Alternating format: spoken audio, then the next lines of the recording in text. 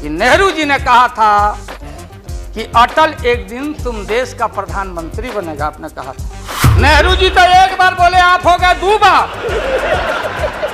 आप तो जान छोड़िए मुल्क का।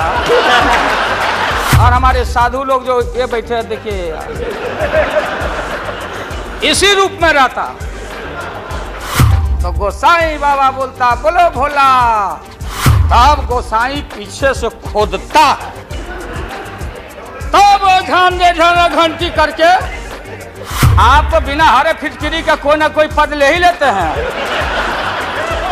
बुद्धिजीवी, बुद्धि नहीं है लेकिन बुद्धि से जी रहे थे। हमारे मुंह में सीधे 32 दांत है, उनके पेट में 29 के दांत है, जो वहां चले गए। हम लोग के पुरोहित ये अडवाणी जी कैसे हो सकते हैं? इस बार हम लोगों ने साइंटिफिक तरीका से काम किया ही, समझ लीजिए। आप माननीय प्रधानमंत्री जी, आपने चिंता जताई और इतिहास को, अडवाणी जी गृह मंत्री जी ने गृह को खराब किया है। आपका जो गृह है उन्होंने खराब किया है, और आप मतवाले की तरह, आपका ज्यादा दोष नहीं है। मैं किसी को अपमान करने के लिए नहीं कहता हूं। मैं जन्म लिया था फुलवरिया गांव, गोपालगंज में, फुलवरिया गांव में, तो हम लोग को मालूम नहीं कि हमारे भविष्य में क्या लिखा है। तो ये गोसाई लोग एक ऐसा रखते थे पशु बैल, आंख पर मासा है, पीठ पर पैर है, बहुत छोटा नाटा है, जिसको नादिया बोलते उत्तर प्रदेश में। हम लोग अपने यहाँ बसहा बैल बोलते। भोला बाबा, शंकर बाबा का अवतार माने बसहा बैल। और वो जो गोसाई है, कपड़ा उपड़ा उड़ा के और हजारों चिट्टी कौड़ी उसमें साट के रखता, गेरुआ बस्तर पहन लेता, और हमारे साधु लोग जो ये बैठे हैं, देखिए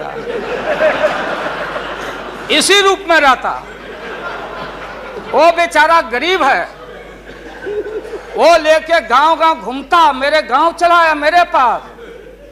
मेरी माँ बैठा दी ओरी के नीचे खपड़ा घर के, देखो बाबा देखवा दो मेरे बेटे के भाग में क्या लिखा हुआ है।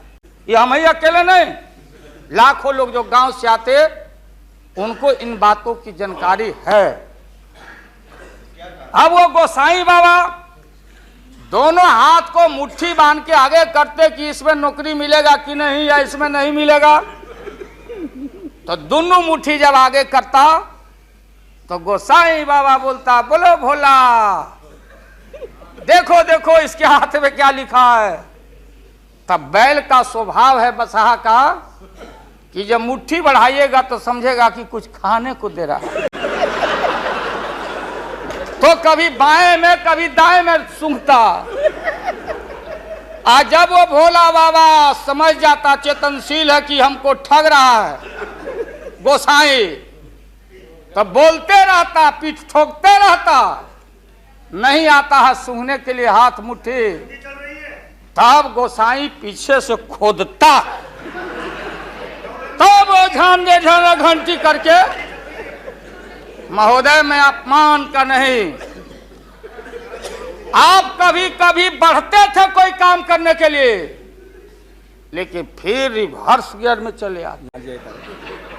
जो नादिया का हाल रहा वही 13 साल में आपको नागपुर ने और एलआईयू ने हाल करके आपका रखा। ये है रखा 13 महीना। आपको एक मौका था, आप कांग्रेस की बात करते, सीपीआई सीपीएम की बात करते। जौहर साहब वहां बैठे हैं।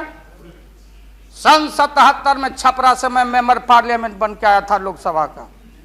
हम सब लोग एक साथ थे, सभी लोग आंदोलन में थे। आप लोग भी जेल, हम लोग भी जेल, कांग्रेस के खिलाफ हम लोग लड़े थे। उस समय जसवंत बाबू जेल में नहीं थे, जो फाइनेंस मिनिस्टर हैं। थे क्या आप जेल में? हाँ, कभी जेल नहीं, आंदोलन में जेल। आप लोग तो आप तो बिना हरे फिटकिरी का कोई ना कोई पद ले ही लेते हैं, चाहे इधर हो या उधर हो, दोनों पार्टी। अब उसमें आप अकेले नहीं हैं, दिल्ली में ऐसे बुद्धिजीवी लोग हैं, बुद्धिजीवी, बुद्धि नहीं है लेकिन बुद्धि से जी रहे थे। तो खैर छोड़िए इन बातों को, ज्यादा आपको टॉर्चर करने की जरूरत नहीं। तो महोदय मैं बताना चाहता था, ये जौहर साहब हैं, अब बैठिए। सन 77 में महोदय हम लोग को दिल्ली समझ में आया नहीं। दिल्ली में हम लोग जब आए, राज नारायण जी, जौहर साहब, चौधरी चरण सिंह जी, हम लोग उसी परिवार के लोग हैं महोदय, चाहे मुलायम सिंह जी हो और कोई हो या नीतीश जी उधर जो चले गए हैं। हमारे मुंह में सीधे 32 दांत है, उनके पेट में नीतीश के दांत है जो वहां चले गए। पेट में दांत, पेट वाला दांत बड़ा खतरनाक होता है। तो महोदय मैं सन 77 को याद दिलाना चाहता हूं, हम तो आपसे लड़ाई शुरू से लड़ रहे हैं, ये नई बात नहीं, किसी कारण से नहीं। जनता पार्टी का खंड खंड हुआ, कोई यहां गिरा, कोई वहां गिरा, कोई वहां गिरा। बंगलोर में हम लोग जुटे, नाम का सारा झगड़ा, ये सब बात। लेकिन सन 77 के सत्ता को हम लोगों ने लात मारा था। क्यों मारा? हम सत्ता के भूखे नहीं हैं। हमने उस सवाल को उठाया था। अरे नए नए आप आए हैं, मुझे अफसोस है कि आप लोग जा रहे हो इन लोगों की वजह से। सन 77 में दोहरी सदस्यता का सवाल उठाया गया था मजबूती से हम लोग के द्वारा कि अगर आरएसएस में रहना है, जौहर साहब भी बोलते थे, छाती पर हाथ रख के बोले, यही उठाए थे। हम तो लोग नए थे, हम लोगों ने कहा था या तो आरएसएस में रहिए या तो जनता पार्टी में रहिए, दोहरी सदस्यता नहीं चलेगा इस मुल्क में। और देश के सेकुलर कैरेक्टर और फाउंडेशन को हम लात नहीं मारेंगे। आपको याद होगा, इसलिए हम लोग टूटे और हम लोगों ने नारा दिया, चरण नहीं तो चुनाव। और हम लोग चुनाव में गए। हमारी लड़ाई आपसे, आपने कहा अब बताइए, हिंदू हिंदू हिंदू हिंदू हिंदुत्व कौन विरोध करता? तो हम लोग के पुरोहित ये अडवाणी जी कैसे हो सकते हैं? ये हमारे पंडित कैसे हो सकते हैं? हम पंडित से पूजा कराते हैं। हमारी माँ बहन गांव गए सारे लोग, ये ठेका आपने कैसे ले लिया? आज इस देश का सेकुलर कैरेक्टर, सेकुलरिज्म है, इसलिए राबड़ी देवी गांव की बेटी मुख्यमंत्री बनती है। देश की एकता अखंडता, जब भारी नाक पर पानी आया तो हमने कहा मीडिया के लोगों को, महोदय, लोगों ने पूछा कि क्या करोगे? हमने एक कैलेंडर कह दिया, क्योंकि लोग रोज बोलते थे दिल्ली में, नहीं जयललिता जी से पैचअप हो गया, लालू मुलायम में लड़ाई हो गई विगत दिनों में, कोई कुछ। अब हम जो है सो कि पहले बोल देते थे, इस बार हम लोगों ने साइंटिफिक तरीका से काम किया ही, समझ लीजिए। क्योंकि साइंस और टेक्नोलॉजी का युग है। आप डंडा पहना छोड़ के अग्नि में प्रवेश कर गए हैं, अब पोखरण में। तो हम लोग भी अब साइंटिफिक तरीका का इस्तेमाल किया। आप पूछ रहे हैं क्या रूप होगा, क्या रंग होगा? इसमें रंग अजूबा होगा, इस रंग का कोई जवाब आपके पास नहीं होगा। आप जाइए।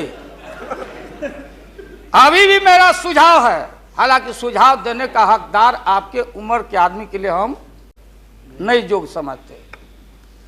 लेकिन आपने कहा था माननीय प्रधानमंत्री जी, पूरे देश के कांग्रेस के लोगों को विन ओवर करने के लिए, संपैथी लेने के लिए, कि नेहरू जी ने कहा था कि अटल एक दिन तुम देश का प्रधानमंत्री बनेगा। आपने कहा था, ये लिखा हुआ है रिकॉर्ड में, आपने कहा था। तो आप एक बार नहीं, आप 2 बार हो गए। नेहरू जी तो एक बार बोले, आप हो गए 2 बार। आप तो जान छोड़िए मुल्क का। महोदय, दूसरे का दे दीजिए। महोदय, क्या आपने कहा था।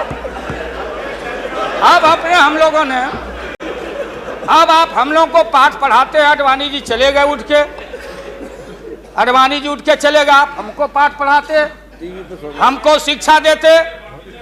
जब हमारे आदरणीय जो चोटी के नेता थे मुल्क के नेहरू जी जैसे लोग, लोहिया जी, जयप्रकाश नारायण जी, सारा जो पक्ति के उस समय नेता थे, उन्होंने आपको जरूर आशीर्वाद दिया और उनके आशीर्वाद से 2 बार आप हो गए। लेकिन अभी जो आपने कार्यक्रम घोषणा किया था इसी हाउस में, जवाहर रोजगार योजना को क्यों मिटा दिया आपने, रीनेम क्यों कर दिया, सारे चीज को कंपाइल क्यों कर दिया, इंदिरा आवास को क्यों आपने रिकंपाइल कर दिया। आप इतिहास को मिटा के और आरएसएस के संस्कृति को देश की जनता पर लालच दिखा के लादना चाहते हैं।